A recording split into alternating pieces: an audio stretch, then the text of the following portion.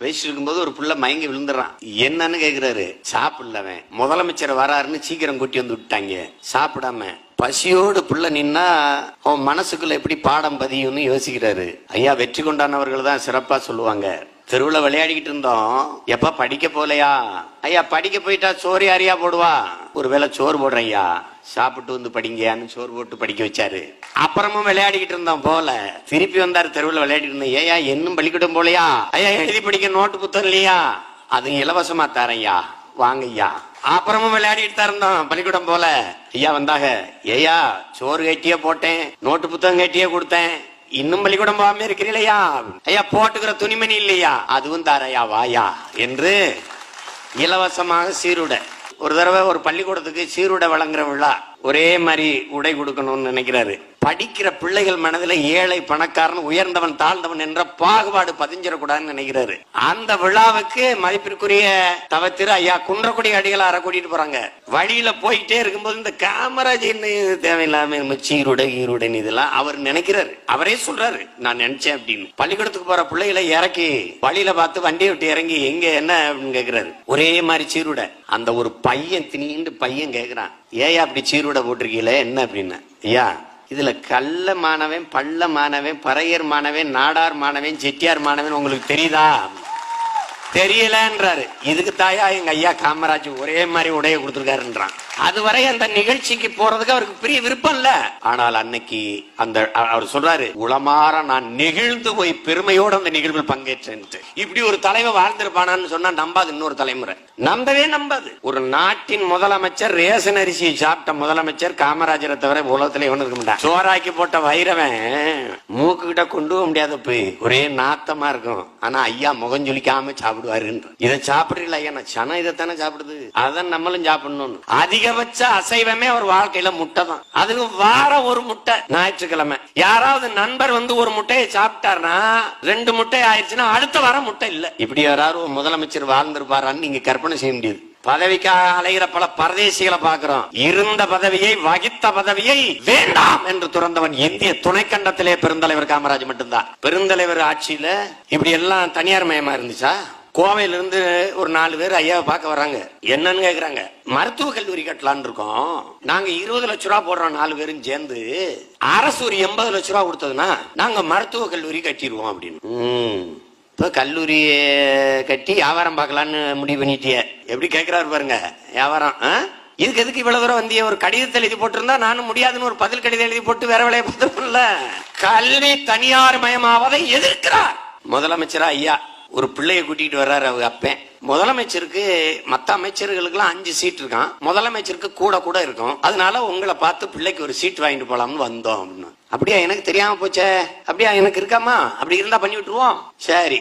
அப்புறம் கேக்குறாரு, பார்த்தா படிச்சால் மாதிரி இருக்கிறீங்க, 2 நாளா என்னைய பார்க்க காத்து கிடந்தேன்னு வேற சொல்றீங்க. நாங்க ஒரு நேர்மையாளர்கள் நடுநிலையாளர்களை வச்சு ஒரு குழு அமைச்சிருக்கோம். தகுதியா வாய்ந்தவர்களுக்கு, தகுதி வாய்ந்த பிள்ளைகளுக்கு இடம் கொடுக்கணும்ட்டு குழுவை நம்மளே போட்டுட்டு அப்புறம் இப்படி தனிப்பட்ட முறையில் ஒவ்வொருத்தருக்கும் சிபாரிசு பண்ணிக்கிட்டு இருந்தா அது நல்லாவா இருக்கும்? உங்களுக்கு கொடுத்தா நீங்க போய் 4 இடத்துல சொல்லி அது 40 பேருக்கு பரவி, அப்புறம் 400 பேருக்கு பரவி, அப்புறம் 1000 பேருக்கு பரவி, எல்லாரும் ஒப்புக்கு தான் அந்த குழு இருக்கு. இப்படி போனாதான் சீட்டு கிடைக்கணும் வந்துட மாட்டானா? இது தப்பு இல்லையா? முறையா செய்யும் போது எங்கேயாவது ஒரு இடத்துல தவறு இருந்தா பரவாயில்ல. ஒரு தலைவன் கேட்கிறாரு பாருங்க, ஏன் உயர் நீதிமன்றம் இருக்கு, உச்ச நீதிமன்றம் இருக்கு, அம்பிடுத்தான் நீதியா? அதுக்கப்புறம் மனசாட்சின்னு ஒண்ணு இல்லையா? அது இருக்குல்ல, மனசாட்சி படி நடக்கணும். இது தப்பு, கிளம்புங்க. இன்னைக்கெல்லாம் அப்படி இருக்கா? போட்டுருவோம். எம்பிட்டு கொடுப்பிய? வெளியில 90 லட்சம், நமக்கு ஒரு 50 கொடுங்க. அது இப்ப இருக்கிற ஆட்சிக்கு கார்டன் ரேட்டுன்னு ஒண்ணு வச்சிருக்காங்க. கார்டன் ரேட்டு ஒரு கால கொடுமை. முதலமைச்சர் ஐயா இருக்கும்போது 10 சீட்டு மருத்துவ சீட்டு, 10 இடம், 100 பேர் விண்ணப்பிச்சிருக்கான். 100 கோப்புல அப்படி போடுறாங்க. கட்சி என்ன கொடுக்குறாங்க? ஐயா 10 இடம் தான் இருக்கு, 100 பேர் விண்ணப்பிச்சிருக்காங்க, இதுல 10 பேரை நீங்க தேர்வு பண்ணுங்கன்ட்டு. பெருந்தலைவர்கிட்ட முன்னாடி உட்கார்ந்துருக்கலாம். என்ன நினைக்கிறான்? காமராஜ் சாதிக்காரனா பார்த்து போட்டுருவாரு, காமராஜ் காங்கிரஸ்காரனா பார்த்து போட்டுருவாரு, கட்சிக்காரனா பார்த்துட்டு டக்குன்னு புரட்டிட்டு 5 நிமிஷத்துல டக்குன்னு கோடை போட்டு இந்த அவனுக்கு கொடுத்துருன்னு போயிட்டாரு. வண்டியில உட்கார்ந்தவனே, என்னங்கய்யா 100 இதுன்னு டக்குன்னு 5 நிமிஷத்துல முடிச்சு விட்டீங்களே, யாருக்கையா கொடுத்தியா அப்படின்னு ஏதோ புரட்டிக்கிட்டே வந்தேன். அப்பன் பேர் இருக்க வேண்டதுல 10 பேர் கைரேகை வச்சிருந்தான். எப்படி பாரு, 10 பேர் கைரேகை வச்சிருந்தாங்களே. படிக்காத அப்பன், பாமர தகப்பன், அவன் வீட்டுலதான் கல்வி விளக்கை ஏத்தி வைக்கணும். அதனால அவனுக்கு கொடுத்தா 10 சீட்டு. சுந்தரம்னு ஒருத்தர், அவர் வந்து ஐயாட்ட கேட்கிறார், ஐயா நம்ம நிறைய மக்களுக்கு சேவை செஞ்சிருக்கோம், அதெல்லாம் ஒரு படமா எடுத்து செய்தியா போட்டு விடுவோம்யா, அப்பதான் மக்கள் நமக்கு நல்ல ஓட்டு போடுவாங்க. கேக்குறாரு, எம்பிட்டு காசு செலவாகும்? 2 லட்சம். அட சண்டாரா, எந்திரிச்சு போ, நான் 2 பள்ளிக்கூடம் கட்டி பிள்ளைகளை படிக்க வச்சு விட்டுருவேன், போ கிளம்பு கிளம்பு. பெரிய பண்பாளர். முதலமைச்சர் வேட்பாளரா ஐயாவை எதிர்த்து சி சுப்பிரமணியன் நிற்கிறாரு. ஆனா ஐயா வென்றாங்க. வென்றுட்ட பிறகு ஆட்சி அமைக்கும் போது தன்னை எதிர்த்து நின்ற சி சுப்பிரமணியத்தை கூப்பிட்டு கல்வி அமைச்சராகிறாரு. உலக வரலாற்றில் ஒரு தலைவன் கிடையாது. கேக்குறாங்க, என்னையா சி சுப்பிரமணியன், ஏய் அதையும் அதை பாக்குற, அவர் நிர்வாகம் சரியா இருந்ததுல அதான நமக்கு வேணும், அதனாலதான் அவரை போடுறோம்ன்றார். பேரறிஞர் அண்ணா எதிர்கட்சி, அமெரிக்க அதிபர் நிக்சன், பேரறிஞர் அண்ணா அங்க போயிருக்கும் போது நிக்சனை சந்திக்க விரும்புறாங்க, நிக்சன் அனுமதி தரல. இந்தியாவுக்கு வரும்போது அந்த நிக்சன் பேரறிஞர் பெருந்தலைவரை சந்திக்க விரும்புறாங்க, பெருந்தலைவர் சந்திக்க மறுத்துறாரு. அமெரிக்க அதிபரியா இருக்கட்டும்னு என்னையா பார்க்க இருக்கீங்க, ஏன் பார்க்கணும்? நம்ம அண்ணாத்துறை அமெரிக்கா போகும்போது எப்படி எதிர்கட்சி தலைவர் தன்னை அனுதினமும் எதிர்த்து பேசுகிற ஒரு தலைவரை அமெரிக்க அதிபர் நிக்சன் சந்திக்கல. அதுக்கு என்ன சொல்ற, நம்ம அண்ணாதுரை அமெரிக்கா போகும்போது அவரை சந்திக்க விரும்பல, சந்திக்கல நிக்சன். அந்த நிக்சனை நான் ஏன் சந்திக்கணுங்கிறாரு. எப்படி இருக்கு பாருங்க மனித மாண்பு. ஒரு சாலையில போயிட்டு இருக்கும்போது ஒரு மரக்கட்டை ஏத்தி போற வண்டி, அது ரொம்ப ஏற திணறுது, அதனால போக்குவரத்து நெரிசல் ஆயிருது. முதலமைச்சர் டக்குன்னு இறங்கி வண்டியை விட்டு இறங்கி வேட்டியை மடிச்சுக்கிட்டு வண்டியை தள்ளி விடுறாரு, பார வண்டியை. எப்படிலாம் நினைச்சு பாருங்க, அப்படிலாம் ஒரு முதலமைச்சர் நாட்டுல இருந்தாருன்ட்டு நம்பவே முடியாது. இப்படி ஒரு தலைவன் வாழ்ந்தாரு அப்படின்னு. ஊருக்கு போற போது தோல்ல துண்டு, ஐயாவுக்கு துண்டு போத்துறாங்க, இந்த துண்டை எல்லாம் வாங்கி வச்சுக்கிறாரு. இது வாங்கி சேமிச்சு வைக்கிறாரு நெல்லை ஜெவமணி, அவர் ஒரு தியாகி. இதை வாங்கி வச்சுக்கிட்டு இருக்க ஒருத்தர் ஒரு துண்டை எடுத்துடுறாரு, அவருக்கு பயன்படுத்திக்கிறார். இதை ஐயா பாத்துறாரு, ஒரு துண்டை ஆட்டையை போடுறாமே பார்த்துட்டு, ஜெவமணி இந்த துண்டுகளை எல்லாம் பத்திரமா மடிச்சு வையப்பா, மடிச்சு வை அப்படின்னு. வண்டியில போயிட்டு இருக்கும்போது என்னங்கன்னு கேக்குறாரு. ஜெர்மனி, இந்த துண்டுகள் எல்லாம் சென்னையில இருக்க பாலமந்திர் பள்ளிக்கூடத்துக்கு போகுதப்பா, அது குழந்தைகளுக்கு கொண்டு போய் கொடுக்கறது.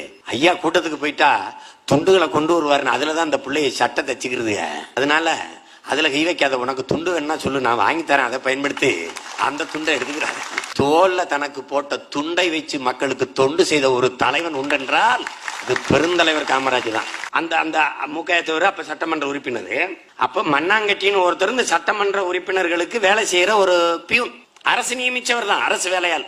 ஐயா வந்து ஒரு உத்தரவு போடுறாரு, இந்த படிக்காதவர்கள்லாம் அரசு பணியில இருக்க கூடாதுன்னு ஒரு உத்தரவு போடுறாரு. இப்ப மண்ணாங்கட்டி பதறி அழுகிறாரு, ஐயோ நம்ம வேலை போயிருச்சு அப்படின்னு. உடனே மூக்காயத்தவர் என்ன சொல்றாரு, போடுறா முதலமைச்சருக்கு. ஐயாவுக்கு போட்டாரு மண்ணாங்கட்டி. யாரோ எடுக்கிறாங்கன்னு நினைச்சு அவர் பேசிட்டாரு. இவர் என்ன சொல்றாரு, மூக்காயத்தவர் சொல்லி கொடுக்குறாரு, படிக்காதவர் முதலமைச்சரா இருக்கும்போது படிக்காதவன் பியூனா இருக்க கூடாதுன்னு கேள்றான். எப்படி இருக்கு பாருங்க. உன்னை இந்த இவர் எடுத்து மண்ணாங்கட்டி அடிச்சு டக்குன்னு எடுத்தோன்னே, ஏங்க படிக்காதவர் முதலமைச்சரா இருக்கும்போது படிக்காத நாங்க பியூனா இருக்க கூடாதா அப்படின்னு வச்சிருக்க. இப்ப இந்த என்ன பாக்குறாங்க, எம்எல்ஏ ஹாஸ்டல் இருந்து வந்தோன்னு ஒரு அரை மணி நேரத்துல சட்டமன்ற உறுப்பினர் தங்கும் விடுதிக்கு ஆள் தேடி வருது. இந்த யாருங்க, மண்ணாங்கட்டிக்கு ஈரக்குளம் மேலே ஏறி போலீஸ் வருது, அதிகாரிகள் வராங்க. உங்களை முதலமைச்சர் கூட்டி வர சொன்னார். உன்னை இங்க பக்கத்துல இருக்க மூக்காயத்தவர் ஐயாவை பார்த்தா அவரு, நீ போயா, ஐயோ போயா, நான் பின்னாடி வரேன், போ. யார் எடுத்து, முதலமைச்சரே எடுத்துட்டாரு. ஐயோ போயா நீ முன்னாடி போன வாரேன். அங்க போன உடனே உட்கார்ந்து இருக்கிற ஒரு மனுஷன், முதலமைச்சர் வர்ற மண்ணாங்கட்டி பியூனை எந்திரிச்சு, வாங்க. ஒரு முதலமைச்சரை நினைச்சு பாரு, வாங்க உட்காரு. ஒரு தப்பு பண்ணிட்டேன். உத்தரவுல சிஓல கவர்மெண்ட் ஆர்டர்ல இனிமேல் படிக்காதவர்கள் அரசு பணிக்கு அப்படின்னு போட்டிருக்கணும். நான் அதை தப்பு பண்ணிட்டேன். விசாரிச்சேன், 2 பெண் குழந்தை எல்லாமே வேலையில வீட்டுல 2-3 நாளா சாப்பிடாம இருக்கிறாங்களாமே அப்படின்னு பியூனை கூப்பிட்டு, கூட இருக்க உதவியாளர் கூப்பிட்டு அவருக்கு சாப்பாடு வாங்கி கொடுங்க. சாப்பிட்டு கை செலவு காசு கொடுத்து இதை வீட்டுல இருக்கிறவங்களுக்கு சாப்பாடு வாங்கி கொடுங்க. உங்களுக்கு வேலை இருக்குது, வேலை கிடைச்சிருச்சு அப்படிங்கிற செய்தியை முதல்ல வீட்டுக்கு அழைச்சி சொல்லுங்க. சரியா? இந்த உத்தரவை நான் மாத்திக்கிறேன், இனிமேல் படிக்காதவர்கள் அரசு பணிக்கு வரக்கூடாதுன்னு மாத்திடுறேன். சரியா? போயிட்டு வாங்க. எப்படி இருக்கு பாரு. நீ இந்த கனவுல கூட இப்படி ஒரு தலைவனை நீ ஆர்டர் பண்ணி கூட செய்ய முடியாது. நேரு ஆகப்பெரிய தலைவர்ன்றாங்க. நேரு ஒரு தடவை ஐயா போய் நேருவை பார்க்கும்போது நேரு ரொம்ப வாட்டமா முகம்ல வாடி போய் சோர்வா உட்கார்ந்து இருக்கிறாரு. என்ன எப்பவும் இல்லாம ஏன் இவ்வளவு சோர்வா இருக்கீங்க, என்ன பிரச்சனை உங்களுக்கு அப்படின்னு ஐயா கேக்குறாங்க. நேரு, ஒண்ணு இல்ல காமராஜே, இந்த ராணுவ தளபதி இந்த திம்மையா பிரச்சனை பெரிய பிரச்சனையா இருக்கு. ராணுவ அமைச்சர் கிருஷ்ணமேனன் பேச்ச அவர் சுத்தமா கேட்க மாட்டாரு, என்ன சொன்னாலும் ஒத்துக்கிற மாட்டாரு. அவரை வச்சுக்கிட்டு எப்படி சமாளிக்கிறதுன்னு தெரியல காமராஜ். அதான் பெரிய மன வழியா 2 மாசமா எனக்கு பெரிய மன உளைச்சலா இருக்குன்றது. இவ்வளவுதானே, இது என்ன பெரிய விஷயம்ன்றேன். நீங்க அவருக்கு பதவி உயர்வை கொடுத்து எப்படி சொல்றாரு பாருங்க, பதவி உயர கொடுத்து வெளிநாட்டுக்கு ஒரு டூரை போட்டு விடுங்க, ஒரு சுற்றுப்பயணத்தை போட்டு விடுங்க, ஒரு 6 மாசம் பல நாடுகளுக்கு போயிட்டு வரட்டும். இந்திய ராணுவ தளபதி பல நாடுகளுக்கு போறாருன்னு சொல்லி விடுங்க. போயிட்டு வரும்போது ஒரே படை ஒரே தளபதியா இருந்தா தானே பிரச்சனை. முப்படையா பிரிச்சிருவோம், காலால் படை, கப்பல் படை, வான்படைன்னு பிரிச்சிருவோம். 3 பிரிச்சு 3 தளபதியை போட்டு விட்டுருங்க, முடிஞ்சிருங்க. அதான் இது எனக்கு தோணலையே, அதான் சொல்லி போடுங்க. இன்னைக்கு நாட்டுல 3 முப்படை தளபதிகள் இருக்க காரணம் படிக்காத மாமேதை நமது ஐயா காமராஜருடைய ஆலோசனையா அறிவுரைங்கிறத நீங்க கவனத்தில் வச்சுக்கணும். உடனே என்ன பண்றாரு, திம்மையாவ பதவி உயர்வு கொடுத்து வெளிநாட்டுக்கு அனுப்பிடுறாரு.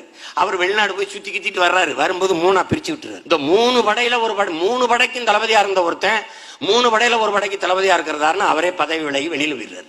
இந்த விவேகானந்தர் கட்டடம் இருக்குல்ல, அந்த இடத்துக்கிட்ட ஒரு பெரிய போராட்டம். பேருந்துல போற போது நடத்துனர் ஒரு மாணவரை அடிச்சு போறாரு. உடனே மாணவர்கள்லாம் தெருவில் இறங்கி போராட்டம். முதலமைச்சருக்கு அழைப்பு வருது, காமராஜுக்கு வண்டி எடுப்பா.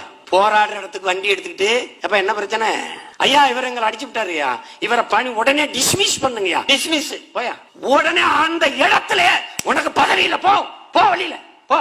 படிக்கிற பிள்ளை எப்படி போராடிட்டா இருக்குது, போய் படிக்க போ, வண்டி எடுத்து போ, நீ உனக்கு வேலையில ஓடு, வண்டி எடுப்பா, முடிஞ்சு வச்சு. வண்டியில உட்கார்ந்தோடனே ஐயா என்னங்க என்ன ஏதுன்னு விசாரிக்காம டப்புன்னு அவரை வேலையை விட்டு நீக்கிட்டு இல்லையா. ஏய் விசாரிக்கிறதுக்கான நேரமாது, அவன் படிக்கிறத விட்டுட்டு பிள்ளைய தெருவில் இறங்கி போராடிக்கிட்டு இருக்கான். அது பிரச்சனையை முடிவு கொண்டு வரணும்ல, அதான முக்கியம். இப்ப பாரு உடனே படிக்க போயிட்டான், வண்டி ஓட ஆரம்பிச்சிருச்சு, போக்குவரத்து நெரிசல் தீர்ந்து போச்சு. இவன் எனக்கு வேலையில் போச்சு.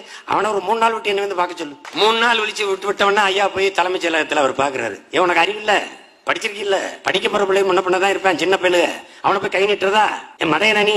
சரி இந்தா இந்த பக்கம் இல்ல வேற பக்கம் போடு, இந்த திசையில போகாம வேற பக்கம் டியூட்டியை போட்டு வேற பக்கம் போடு. இதுக்கு பேரு தான் தலைவன். நாடு பார்த்ததுண்டா, இந்த நாடு பார்த்ததுண்டா, நாடு பார்த்ததுண்டா, இந்த நாடு பார்த்ததுண்டா, தன் வீடு பார்க்க